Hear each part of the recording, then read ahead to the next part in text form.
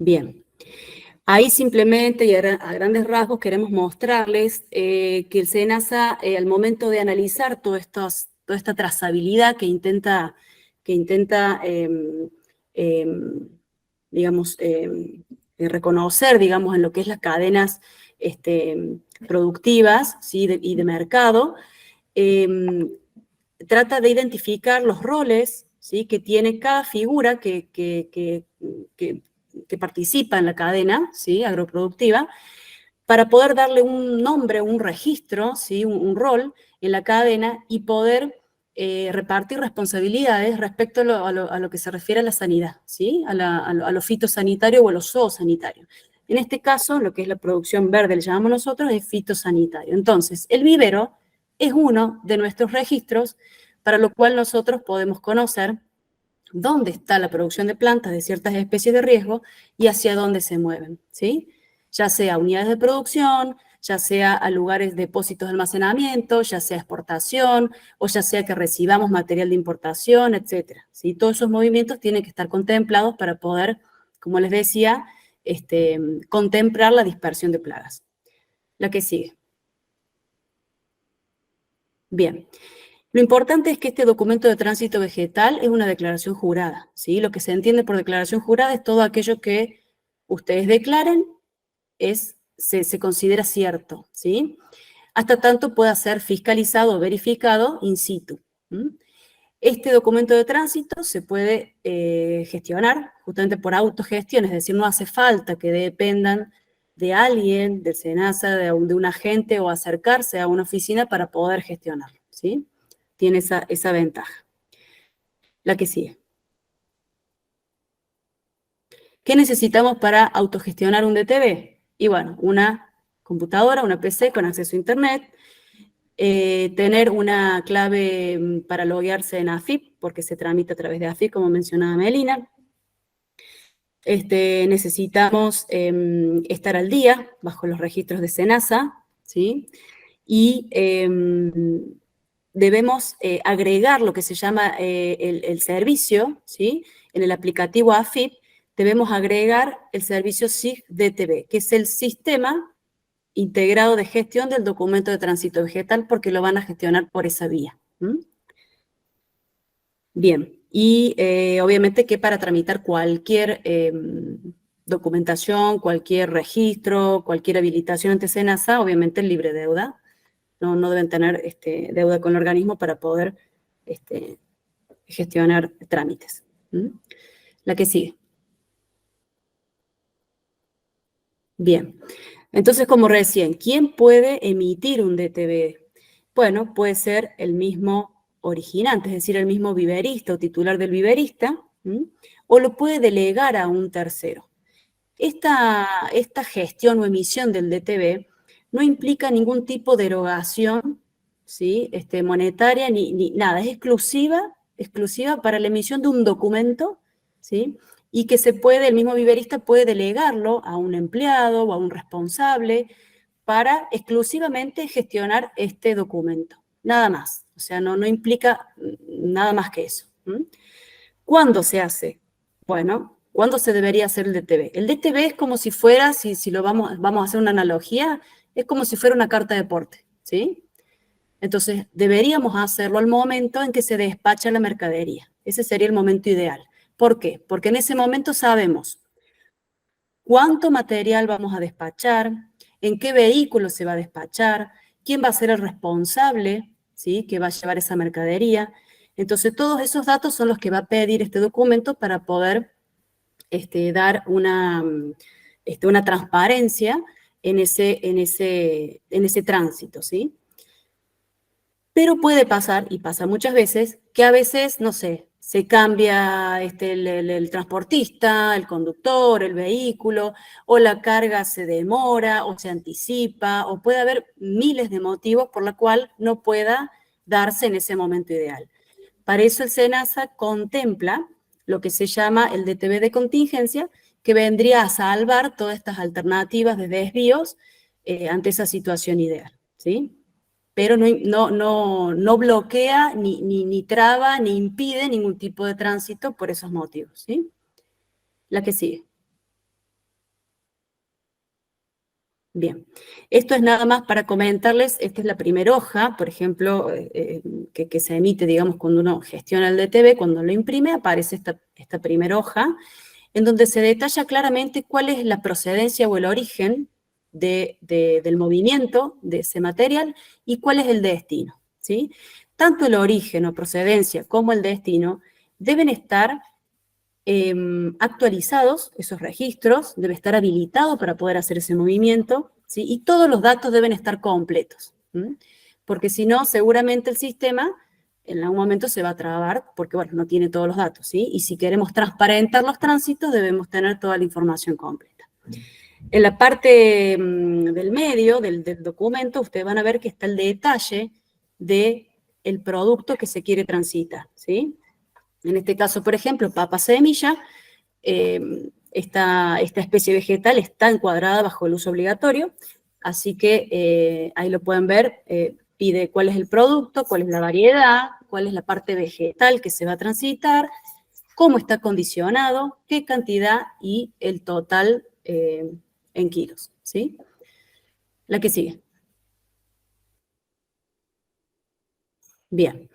Eso es para que ustedes vean a grandes rasgos, obviamente que esto es un registro, no está actualizado, pero bueno, sirve a los fines de la explicación. Esos son los puntos que nosotros tenemos georreferenciados con la cantidad de operadores que tenemos registrados a la fecha y su estado, ¿sí? Ustedes pueden ver que cada puntito verde, por ejemplo, es un operador registrado que está con su estado vigente y activo, ¿sí? Por lo tanto, puede operar tranquilamente. Aquellos que están en rojo, quiere decir que por algún motivo se han dado de baja o están vencidos. Entonces, evidentemente, el tránsito de esas plantas puede llegar a tener alguna sospecha de alguna enfermedad, por ejemplo, porque no está registrado correctamente. Entonces, bueno, no podemos dar fe de que ese vivero esté activo y pueda dar fe de la sanidad de las plantas que tiene. ¿Mm? La que sigue. Bueno, el documento de tránsito vegetal consta de 2 hojas, la primera la que les mostraba recién, y la segunda que son las constancias para cada uno de los que participa en ese tránsito.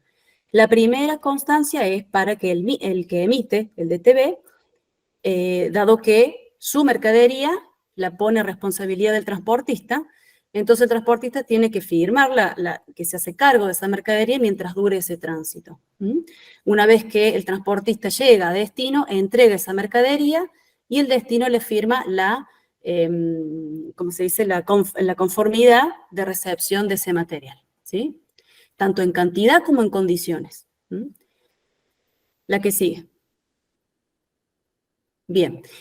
Para cerrar el documento, ¿qué pasa? Hay, digamos, hay dos versiones, digamos, del documento, porque una es la que va en papel acompañando al vehículo, al tránsito por tierra de esa mercadería, sirve en papel con todas las constancias firmadas en original, pero por otro lado, como estamos haciendo ese mismo tránsito en el sistema, ese tránsito en papel tiene su homólogo en el sistema. Entonces, todo lo que ocurra a nivel físico, a nivel de tierra, tiene que ocurrir a nivel de sistema. Entonces, si nosotros iniciamos un tránsito y al momento de llegar la mercadería al destino, nos firman la conformidad de que esa mercadería llegó y en el sistema nunca cerramos ese movimiento, quiere decir que ante cualquier verificación, control y demás, esas plantas, vamos a llamarlas así, esas plantas todavía siguen dando vuelta, ¿sí? Y todavía no han llegado a destino. Entonces es muy importante que sea lo más fidedigno lo que ocurre a nivel físico o en tierra y lo que ocurre en el sistema. Si yo inicio un documento, lo inicio en papel, lo inicio en sistema. Esa mercadería transita en ruta y transita en el sistema. Cuando llega la mercadería se cierra, ¿por qué? Porque esas plantas llegaron con conformidad al destino, ¿sí? Entonces se debe cerrar también en el sistema ese movimiento. Bien, respecto a los tipos de movimientos que están contemplados, digamos, para lo que es el SIG de TV. Nosotros tenemos un origen y podemos tener distintas alternativas de destino. La primera es que el origen esté activo, vigente, ¿sí? Que cumpla con toda la normativa y que el destino también. A su vez, que la condición fitosanitaria del origen sea la misma que la condición fitosanitaria de destino. Es decir, que si partimos de una zona sana de enfermedad y esas plantas llegan a una zona sana de la enfermedad, ese movimiento está permitido, ¿sí? Ahora, si el origen es una zona donde existe una enfermedad cuarentenaria, por ejemplo, y el destino es una zona sana, es decir, libre de esa enfermedad, el SENASA va a poner un bloqueo sobre ese movimiento. ¿Para qué? Para poder preservar, ¿sí?, el estatus libre o la sanidad de ese destino. ¿Se entiende? Es decir, si asumimos que una zona está, le llamamos nosotros entre comillas, sucia de una enfermedad, y vamos hacia una zona limpia, estaríamos infectando o dejando que esa enfermedad o esa plaga se disperse y afecte economías regionales de ese destino. Por lo tanto, el SENASA lo va a bloquear a ese movimiento, ¿sí? Y luego tenemos movimientos de advertencia que se llaman, en donde, por algún motivo, dependiendo de la plaga o enfermedad que se trate, se pueden hacer algunos movimientos siempre y cuando haya lo que se llama una intervención en esa mercadería.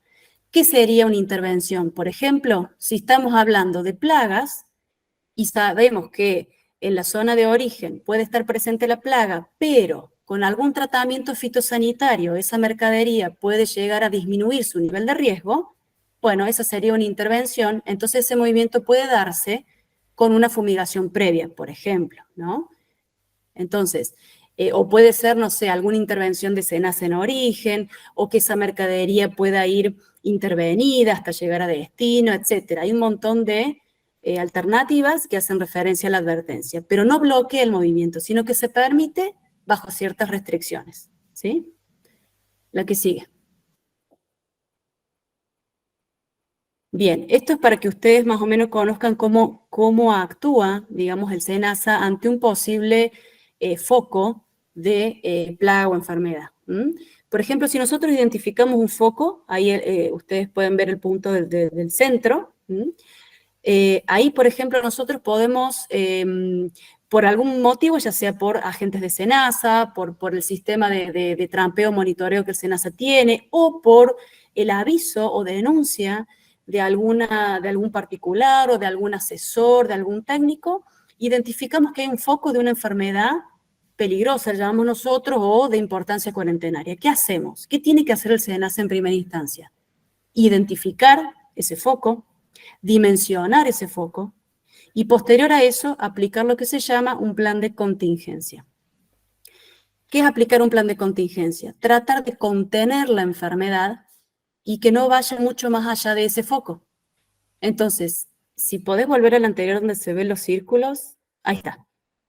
Bueno, ahí lo que hace el SENASA es crear lo que se llaman distintas zonas, ¿sí?, que serían distintos diámetros, que ya están establecidas las distancias en función de la enfermedad que se trate o la plaga que se trate.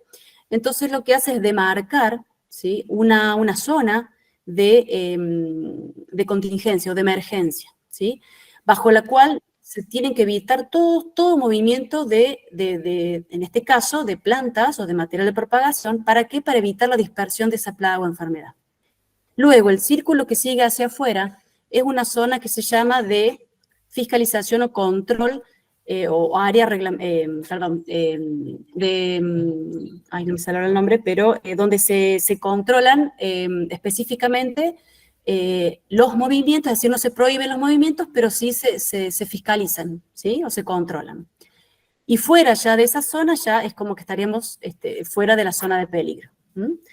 Entonces, si nosotros como SENASA logramos identificar todos los viveros, tanto los productores como los revendedores, cualquier tipo de operador de material, lo que vamos a lograr hacer, ahora sí la que viene, es identificar todos los posibles movimientos que haya desde ese foco a todos los destinos posibles y de esa forma saber hasta dónde se ha dispersado la enfermedad. entonces podemos controlar no solamente a nivel de foco, sino todos los destinos a los cuales fueron esas plantas. Y ahí sí poder hacer un tratamiento mucho más inteligente, ¿sí? Y poder usar todos los recursos del Estado en forma focalizada o estratégica, ¿sí? Bien, la que sigue.